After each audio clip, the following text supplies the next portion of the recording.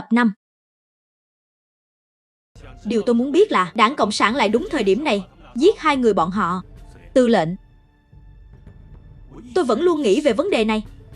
Điền Bu bị chúng ta bắt lâu như vậy, vì sao một chút động tĩnh cũng không có?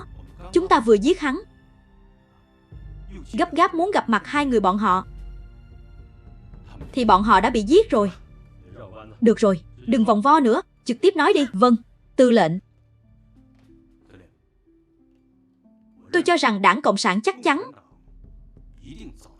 đã nghi ngờ hai người bọn họ từ sớm và còn theo dõi bọn họ. Lý do bọn họ chưa động thủ là vì không muốn ảnh hưởng đến hành động của bọn họ. Đó là cứu viện Điền Bưu. Tên họ Điền này ở chỗ bọn họ, địa vị đúng là rất cao. Ngay khi bắt đầu bọn họ nghĩ đến chính là cứu hắn ta. Nhưng vì sao lại không cứu? Đó là vì tốc độ dẫn độ. Thêm việc bảo an cẩn mật của chúng ta, việc cứu viện của bọn họ không thể thực hiện được. Bây giờ họ Điền kia đã chết, vì vậy bọn họ giữ lại hai người kia cũng vô dụng. Vì vậy nên đã động thủ. Đáng tiếc là hai người này cho rằng Đảng Cộng sản không nghi ngờ anh ta, vì vậy anh ta không bằng lòng nói hành tung cho phòng tuần bổ, cũng không đồng ý giao danh sách trong tay anh ta ra. Đúng là thông minh bị thông minh hại.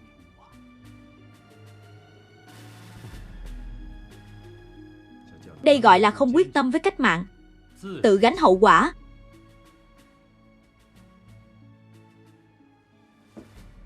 Nếu như đã không theo kẻ cướp cách mạng nữa, thì nên theo quốc gia, trở lại trong vòng tay của chính phủ, sớm giao ra danh sách, cống hiến vì đất nước. Lại cứ muốn đi Anh. Trên đời này làm gì có chuyện tốt như vậy. Nếu đổi lại tôi là Đảng Cộng sản, tôi cũng sẽ không tha cho bọn họ. Vì vậy tôi không bao giờ tin những phần tử đầu hàng. Bộ trưởng Trần làm ra cái chính sách trọng dụng phần tử đầu hàng, tôi thấy không hề thực tế. Phần tử đầu hàng có thể dùng, nhưng không thể trọng dụng, càng không thể tin tưởng. Hôm nay bọn họ có thể phản bội Đảng Cộng sản, ngày mai có thể phản bội chúng ta.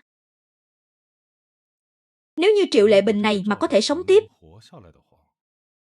trong tay cô ta chắc chắn có thứ mà chúng ta có thể dùng. Vì vậy, vẫn cần bảo vệ nghiêm ngặt. Nếu Đảng Cộng sản biết cô ta còn sống, sẽ không dễ dàng bỏ qua cho cô ta đâu. Vâng.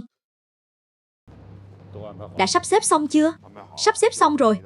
Cần phải di dời, bao gồm cả các thành viên trong gia đình. Có tổng cộng 25 người. Có 10 người được xếp ở hai nơi ở tạm thời của chúng ta. Còn lại 15 người sắp xếp cùng một tầng. Có người của chúng ta bảo vệ, chính là những người vừa nãy mặc áo khoác trắng. Bên ngoài lầu tôi đã sắp xếp rồi. Một sạp giày, một sạp thuốc, còn có 2 cái xe kéo. Rất tốt. Nhanh nhất là ngày kia, giúp bọn họ tìm được chỗ ở mới. Được. Đồng chí Du Lâm, cơm nước sắp xếp thế nào rồi? Đã xong rồi, anh yên tâm đi. Những ngày này đừng sắp xếp cho những bệnh nhân khác nữa. Chúng ta thế này, những bệnh nhân thân phận phức tạp, chuyển hết đến bệnh viện khác đi. Còn nữa, đồng chí Dư Lâm, anh có thể nhân cơ hội này kiểm tra sức khỏe cho những đồng chí này. Với cả, mấy ngày trước đồng chí canh gác nói anh ta đau đầu, anh dành thời gian xem cho anh ta. Được. Ông chủ, tôi có việc gấp cần nói với anh. Thế này đi, các anh đến văn phòng nói, tôi đến các phòng bệnh xem.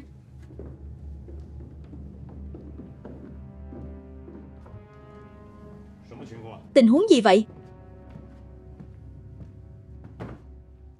Triệu Lệ Bình vẫn còn sống. Cái gì? Không thể nào. Tiêu Nhất Minh, cậu nói chút tình hình lúc đó đi. Lúc đó sau khi vài người bọn tôi vào phòng, hai người bọn họ ở trên giường, không mặc quần áo.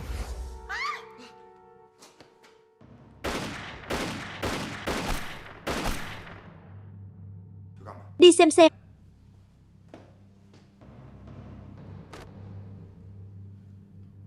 Lúc đó cũng vậy. Bọn họ không mặc quần áo. Vì vậy lúc nổ súng, em không có để Hồng Phong nhấc chăn lên. Nhưng sau khi em nổ, em để Hồng Phong kiểm tra. Có thể là do Triệu Lệ Bình không mặc quần áo. Cậu ta không tiện. Nhưng sao có thể chưa chết chứ? Lúc đó chúng ta dùng là đạn nổ. Cho dù lúc đó chưa chết, đưa đến bệnh viện cũng phải chết rồi. Vương Phi, bây giờ cô ta ở đâu? Bệnh viện Quảng Từ.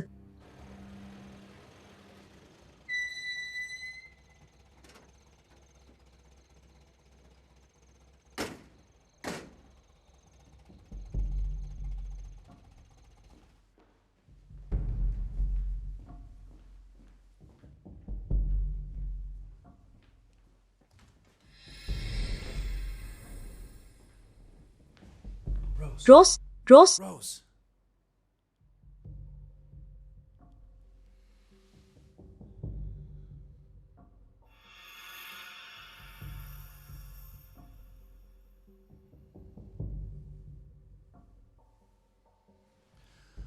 Bên Quốc dân đảng nói thế nào?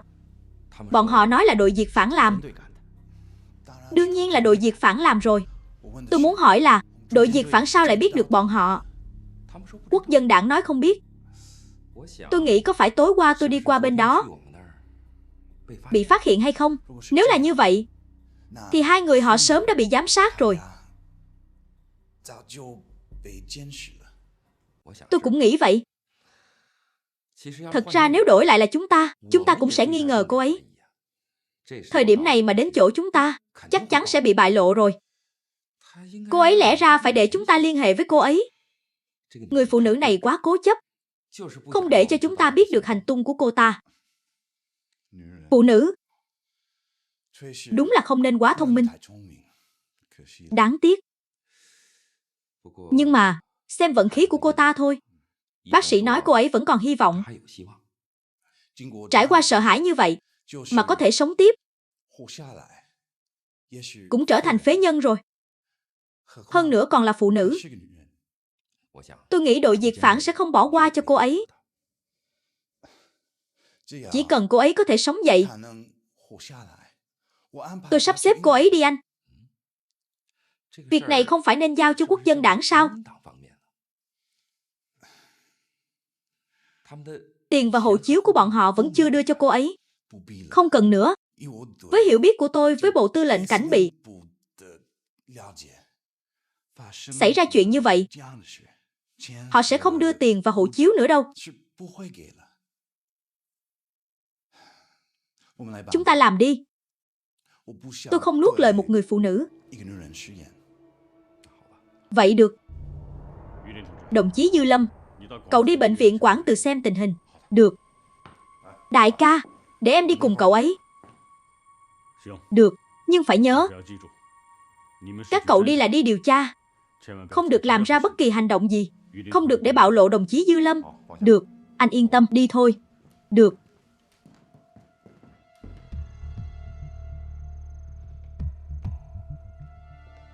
Làm gì đó? Tôi là viện trưởng bệnh viện Khang Đạt. Dư Lâm đến để hội chẩn, tìm bác sĩ Ngô ngoại khoa. Anh ấy là trợ thủ của tôi. Chương Cảnh, có biết Trung y không? Tôi đã học y học cổ truyền Trung Quốc từ sớm, sau này mới học Tây y.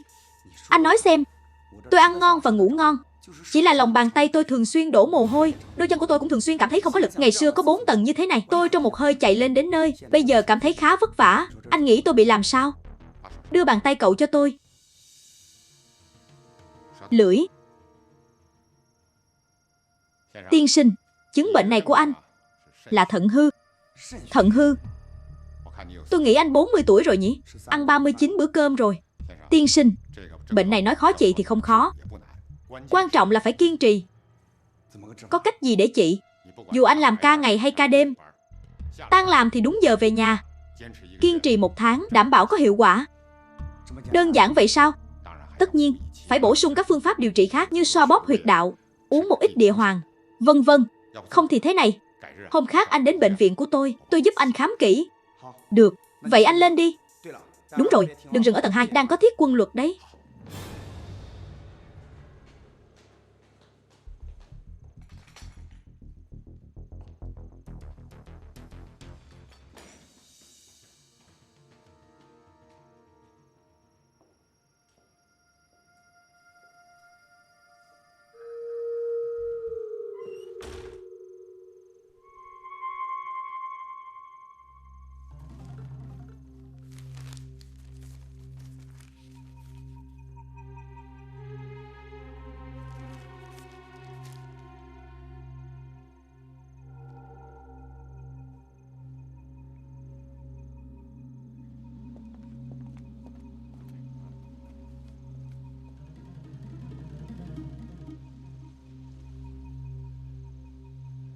Cậu cầm lấy, có tình hình gì thì nổ súng ngay.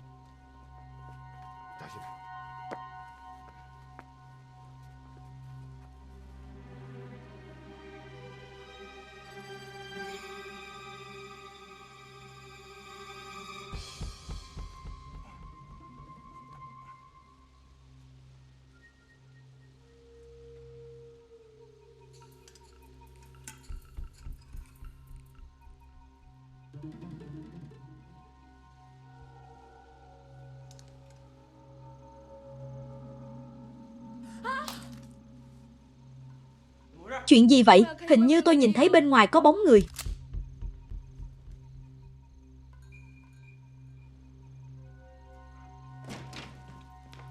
Chuyện gì vậy? Không có gì. Vừa nãy cô ấy làm vỡ đồ, cẩn thận chút. Được. Cô đó có lẽ bị hoa mắt rồi. Bên ngoài có gì đâu chứ. Đi đi.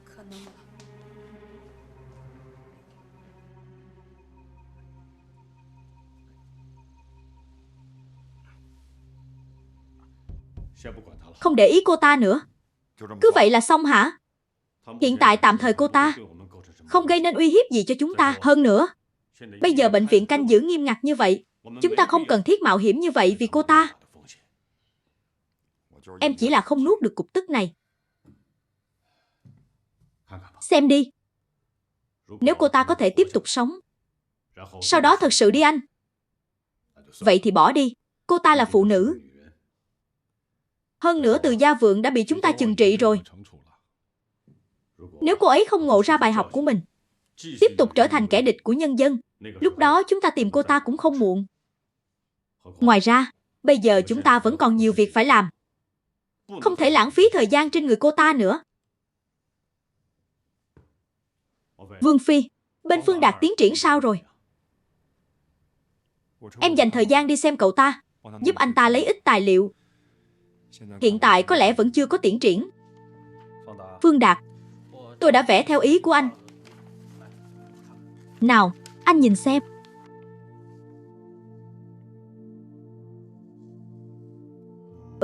Thú vị đó.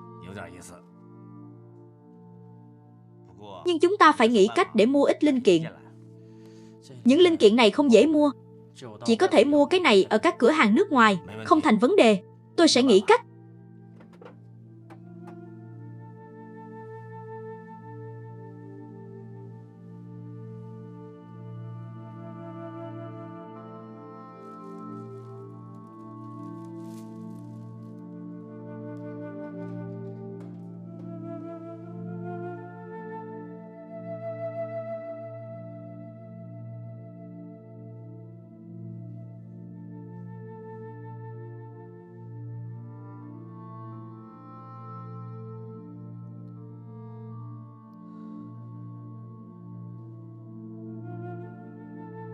Gia Vượng, ai đó?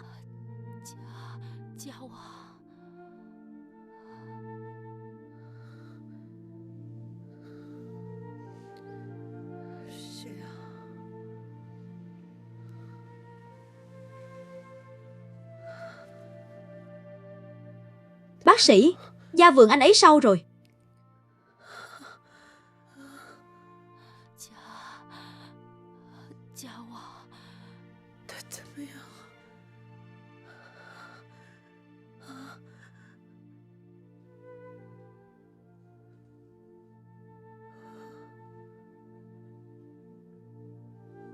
Tôi biết rồi, Gia Vượng, anh ấy không còn nữa rồi.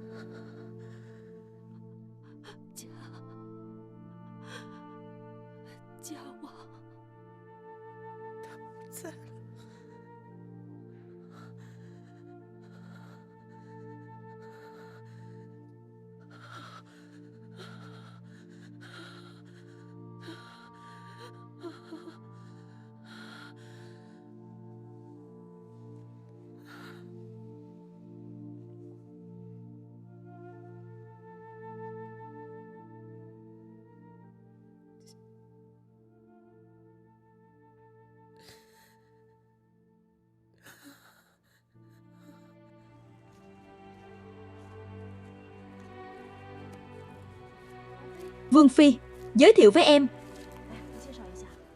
Đây là Dương tiên sinh. Đây là Vương Phi tiên sinh. Cảm ơn anh Dương. Anh Dương nói nghe xa cách quá, bạn bè không cần cảm ơn. Vậy hai người nói chuyện đi. Em đi trước nhé. Được.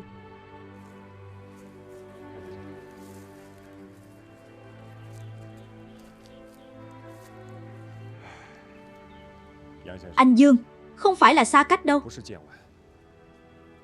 Anh cũng biết.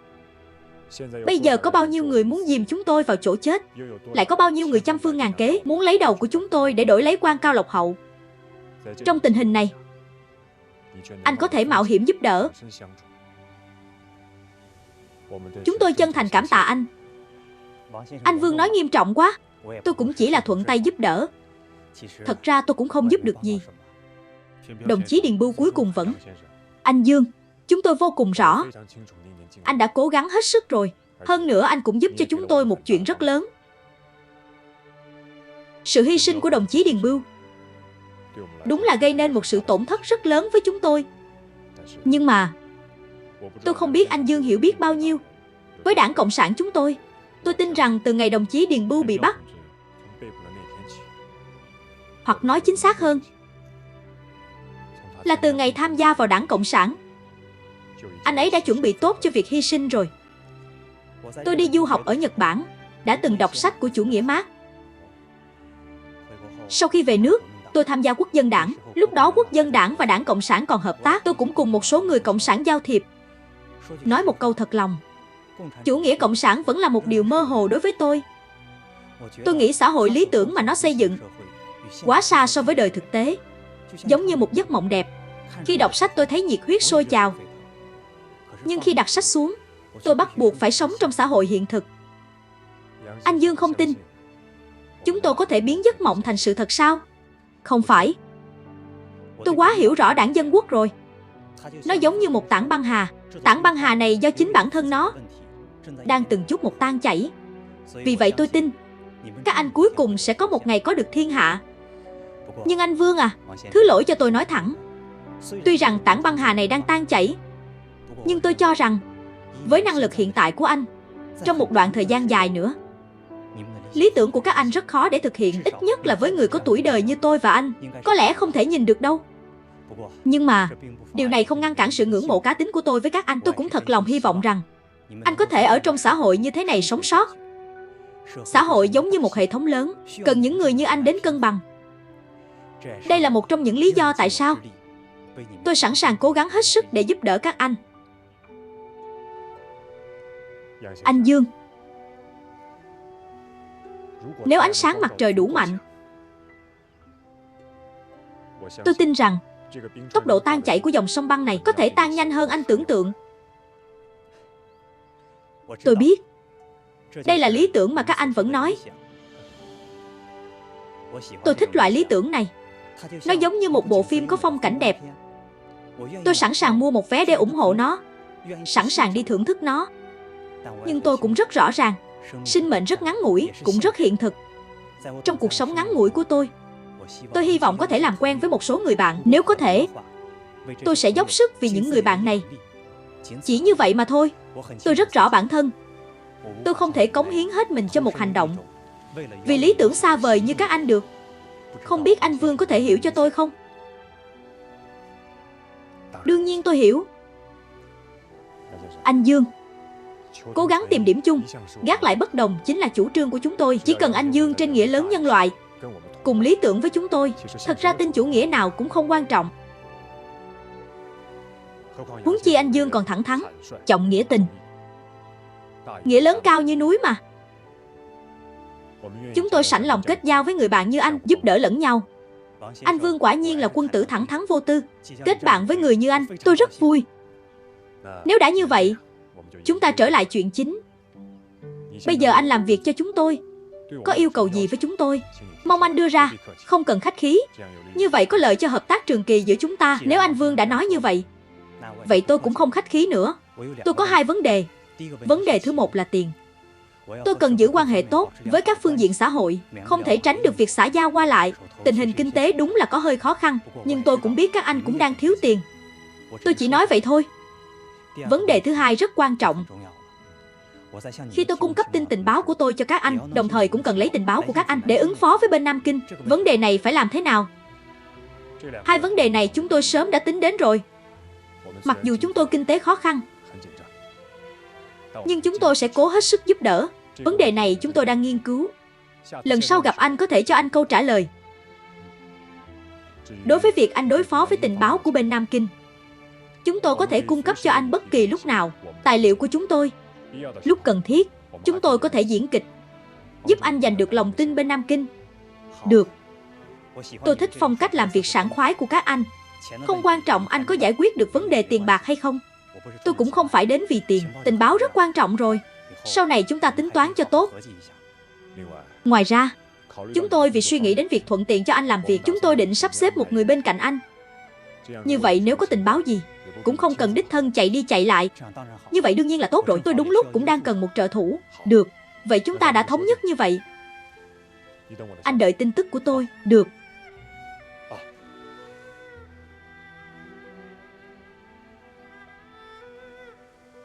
Món đồ nhỏ này là vật dụng cá nhân, rất được ông chủ chúng tôi trân trọng. Anh ấy đặc biệt bảo tôi mang qua.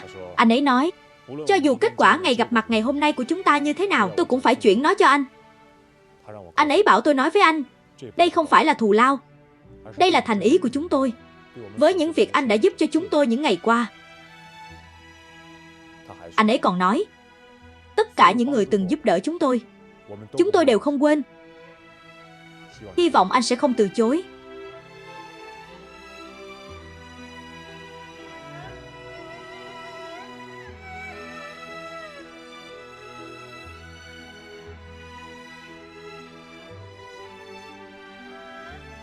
Anh Vương à, các anh khiến tôi thực sự kinh ngạc.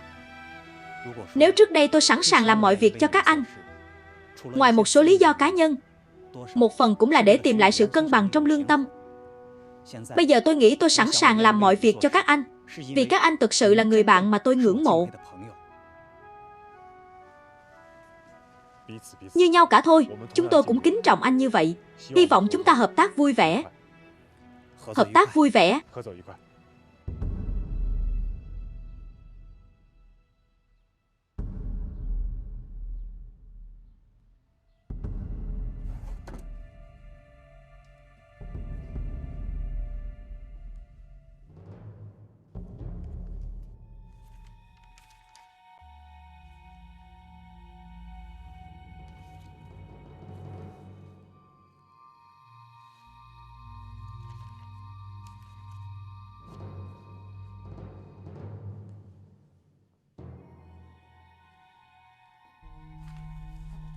Trưởng ban, xem tài liệu à?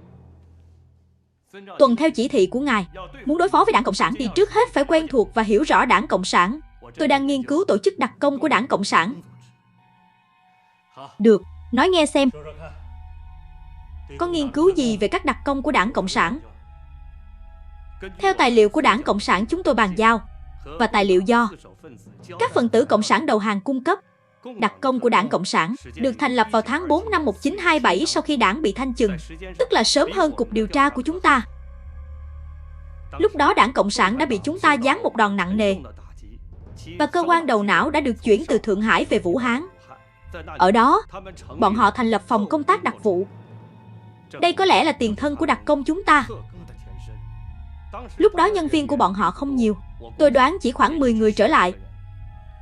Theo sau đó, Đảng Cộng sản tổ chức bạo động ở Nam Sương thất bại. Lãnh đạo của bọn họ lần lượt chạy sang các nơi như Liên Xô, Hong Kong và Thượng Hải để ẩn nấp, mưu đồ đợi thời cơ quay lại. Đặc biệt là Tô Giới ở Giang Nam, có nhiều dấu hiệu cho thấy nơi đó lại trở thành nơi ẩn náu của các đầu não của Đảng Cộng sản, và chính cái gọi là đội diện phản mới thành lập của họ sẽ bảo vệ cơ quan đầu não của họ. Không tồi, ngồi đi. Cậu học đại học nào vậy? Sơn Đông, khoa kinh tế của Đại học Thanh Đảo. Sau khi tốt nghiệp đi Nhật Bản học nghiên cứu sinh. Sau khi về nước vào Viện Nghiên cứu Quốc phòng. Tôi nghe nói cậu một thân một mình đi đến khu địch mà Hạ Long khống chế để thu thập tình báo. Còn tận mắt nhìn thấy Hạ Long Trưởng ban, nói ra thì rất hổ thẹn. Lần đó tôi cũng không thu được tình báo gì có giá trị cả, cũng không gây uy hiếp gì cho Hạ Long. Có thể một mình đi đến khu địch, còn có thể thành công quay về, đã là thắng lợi rồi. Trong những cán bộ làm đặc vụ trong quốc dân đảng chúng ta, có thể nhìn thấy Hạ Long, e là chỉ có một mình cậu. Điều này cần trí tuệ và lòng dũng cảm. Tiểu Thiên, tôi vì nghe thấy chuyện này của cậu, nên đặc biệt điều cậu qua đây. Cảm ơn trưởng ban đã khen thưởng. Bây giờ cậu là quân hàm gì rồi? Trung tá à? Tiểu Thiên à? Cục điều tra chúng ta vừa thành lập chưa lâu, sau này còn không ngừng mở rộng. Chỗ cần dùng người rất nhiều. Tôi tin sẽ có đất dụng võ thôi. Trưởng ban, ngài yên tâm. Tôi nhất định sẽ cố gắng. Đối với phần tử cốt cán của đội diệt phản trong Đảng Cộng sản có nghiên cứu gì không? Cốt cán trong đội diệt phản Đảng Cộng sản có 3 người: Lý Thiếu Bạch, Tiêu Nhất Minh và Vương Phi. Tiêu Nhất Minh là người phụ trách trực tiếp của đội diệt phản, kiêm nhiệm đội trưởng đội diệt phản. Vương Phi phụ trách tình báo. Hai người họ đều chuyên đến Liên Xô để thực hiện đào tạo đặc vụ. Mà cấp trên của bọn họ chính là người phụ trách đặc ủy Giang Nam của Đảng Cộng sản Lý Thiếu Bạch. Không thể xem nhẹ những người này đâu. Đặc biệt là Lý Thiếu Bạch kia.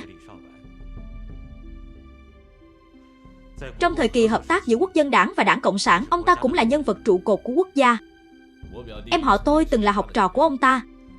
Nó nghe xong diễn giảng của ông ta. Theo như lời em họ tôi nói, người này giỏi hùng biện, dũng cảm hơn người. Khi diễn giảng rất có tính kích động. Ông ấy có một lượng lớn tín đồ trung thành trong trường học. Đáng tiếc, người này đi theo Đảng Cộng sản rồi, còn dẫn theo một lượng lớn cán bộ của quốc dân đảng. Theo đánh giá từ những tài liệu do các phần tử đầu hàng của Đảng Cộng sản chuyển giao, Lý Thiếu Bạch này trong nội bộ Đảng Cộng sản có uy tín rất cao. Thủ hạ của ông ta, Tiêu Nhất Minh, là một người võ nghệ cao cường, thủ đoạn cao minh. Mà hắn ta không nghe lời bất kỳ ai, chỉ tuân theo mệnh lệnh của Lý Thiếu Bạch. Đúng vậy. Điều này cho thấy tuy rằng kỷ luật của Đảng Cộng sản nghiêm minh, nhưng cũng không bền chắc như thép. Hiện tại bọn họ chiếm cứ trong tô giới của Giang Nam. Lý Thiếu Bạch, Tiêu Nhất Minh và Vương Phi đều là cao thủ hóa trang, cũng là chuyên gia vũ khí. Tìm được bọn họ không phải chuyện dễ dàng. Điều này yêu cầu chúng ta phải tìm được điểm đột phá trong nội bộ bọn họ. Người ta thường nói, cái sảy nảy cái ung, con đê nghìn dặm sạc vì ổ mối. Chỉ cần nội bộ bọn họ xuất hiện vấn đề, cuối cùng cũng sụp đổ thôi. Lời này của trưởng ban rất đúng. Trưởng ban, được rồi, cậu tiếp tục học đi. Hôm khác đem bài thu hoạch học tập của cậu cho mọi người cùng thảo luận. Vâng.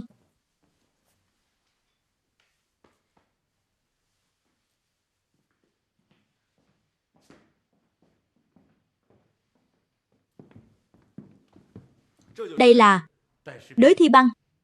Tên của anh đã được tôi nhớ trong đầu rồi. Có chút khí chất của người có học. Tình hình thế nào rồi? Không tồi. Nửa năm nay, tôi ghi nhớ lời dặn của trưởng ban, bình tĩnh. Đã hoàn toàn lấy được niềm tin của bọn họ. Hiện tôi đang phụ trách tiếp nhận tình báo tại trạm liên lạc, còn gia nhập Đảng Cộng sản lần nữa. Trường Hồng, tôi nói không sai chứ? Những người trẻ tuổi đầy hoài bão như anh Đới đây, một khi đã được giác ngộ, chắc chắn sẽ tạo nên sự khác biệt. Trưởng ban thật sáng suốt.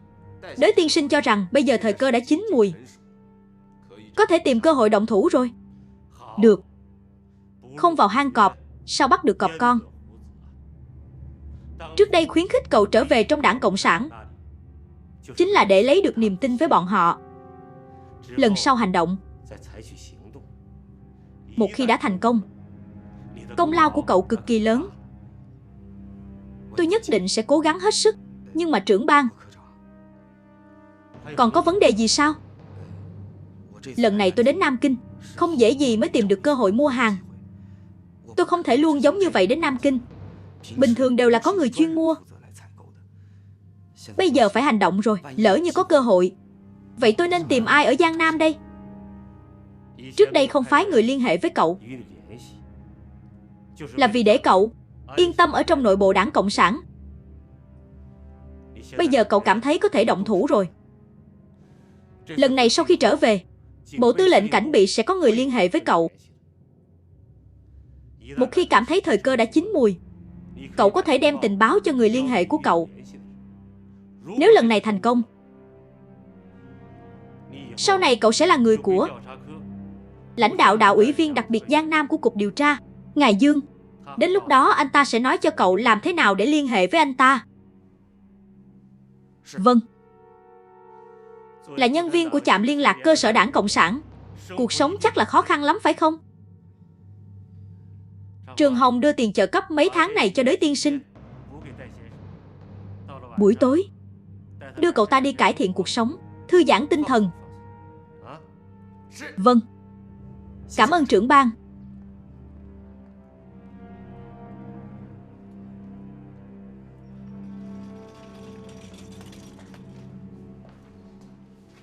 Ông chủ đâu? Ở trên lầu.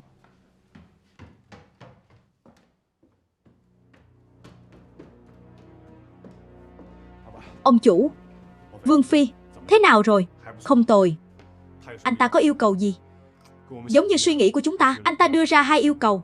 Một là chi phí hoạt động, 2 là liên quan đến tình báo của chúng ta. Trên đời này không có bữa ăn nào miễn phí. Anh ta làm việc cho chúng ta, có thể đưa ra 2 điều kiện này. Có thể nói cậu ta suy nghĩ rất chu đáo, cũng cho thấy cậu ta rất chân thành, thật lòng muốn hợp tác với chúng ta. Cứ theo như chúng ta đã thương lượng mà làm. Nhưng nếu muốn mua xe, cần tốn một khoản tiền lớn. Tiêu tiền này rất đáng. Phải biết rằng, thời điểm quan trọng, cậu ta cung cấp tình báo là không thể dùng tiền để cân đo được. Cho cậu ta một chiếc xe, một mặt có thể nâng cao địa vị xã hội của cậu ta, mặt khác cũng có lợi cho công việc của chúng ta. Ngoài ra, tôi tính ngoài Liên Hổ Thắng, phái cả Hồ Hải qua, cho cậu ta làm người nội bộ. Như vậy một trong một ngoài, cô ấy và Liên Hổ Thắng cũng dễ chăm sóc nhau. Còn nữa, phải chọn địa điểm làm việc ở khu đông đúc. Như vậy có lợi cho việc yểm trợ. Được.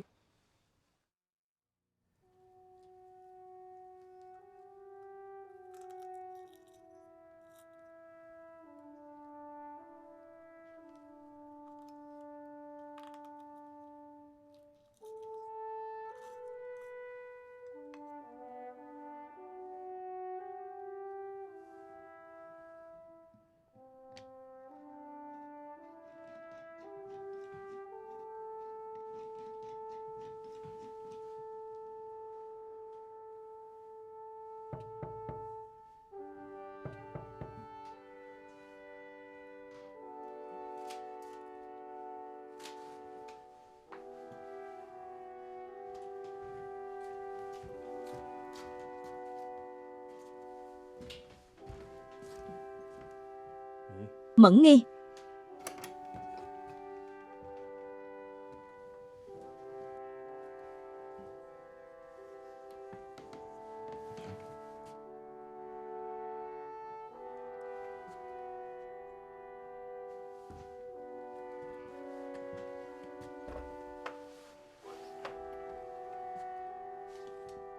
Cậu chết chắc rồi.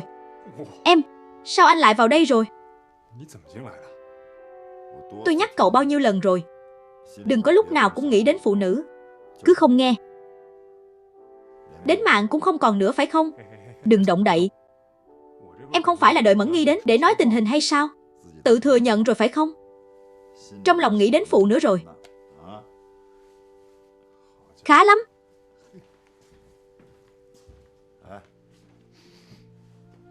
Trong nhà cậu có mùi gì vậy? Em đang làm lựu đạn hóa học. Là loại mà lúc chúng ta học ở Liên Xô đã từng nhìn thấy đó. Sau khi ném ra, có rất nhiều khói khiến cho mình không mở được mắt đó hả? Đúng vậy. Không tồi. Em vẫn chưa thử. Anh đưa em đã. Anh giúp cậu thử. Cái này nguy hiểm đó. Nguy hiểm ư? Trong này có nguy hiểm không?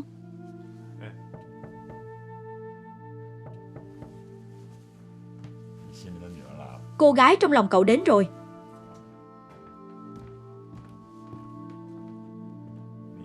Mẫn Nghi.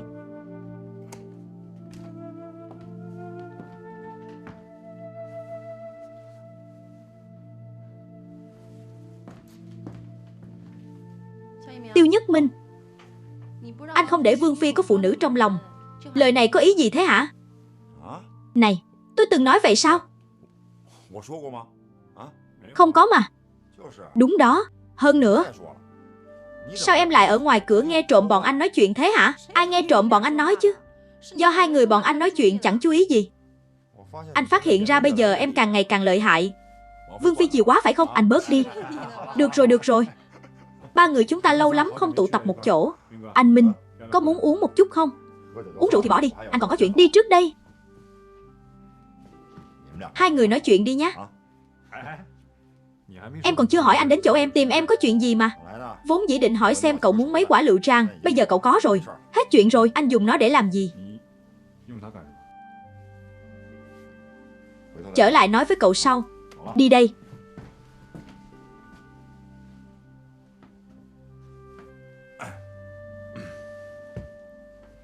Nói cậu nghe, lần sau lúc gặp anh, đừng có cho anh biết.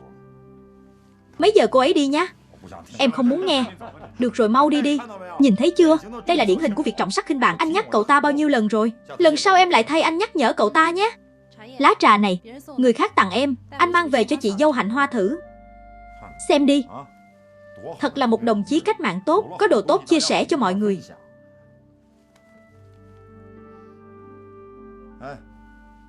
Trà không tồi đâu. Ngửi xem.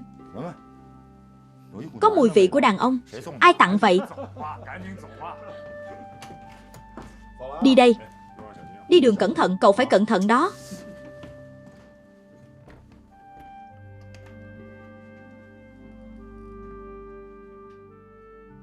Dậu đâu? Em muốn uống thật à?